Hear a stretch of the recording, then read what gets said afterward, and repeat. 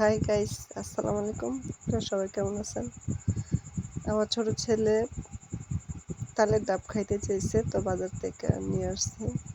চাইছে যে আমি নিজের হাতে খুলে পরিষ্কার করে দিই, কারণ বাজারে ডাবের ফলগুলো কাটলে রস থাকে না, কারণ ওর মাঝখানে কেটে ফেলে। এর জন্য আমি আর ওইখানে কাটিনি, মুখটা কেটে নিয়ে আসছি। মুখটা কেটে এনে নিজের হাতে বটি দিয়ে বের করলাম, বের করে পরিষ্কার করতেছি। তো ছেলে বলতেছে, আম্মু ভিতরে যাতে পানি থাকে, পানিটা যাতে বের না হয়, বের হলে মজা লাগে না, পানিটা ভিতরে থাকলে খুব রসালো থাকে। এর জন্য নিজের হাতে আস্তে আস্তে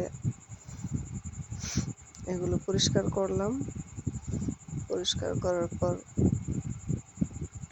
ছেলেকে ডাকতেছি খাওয়ার জন্য, কিন্তু ওই যে কোথায় গেছে জানি না। তারপরে যেভাবেই খুঁজে বের করার চেষ্টা করলাম। তবে হ্যাঁ, এগুলা এভাবে ছিলিয়ে যদি খাওয়া হয়, ভিতরে যে একটা রসালো পানি থাকে, ওই রসালো পানিটাই খুব স্বাদ।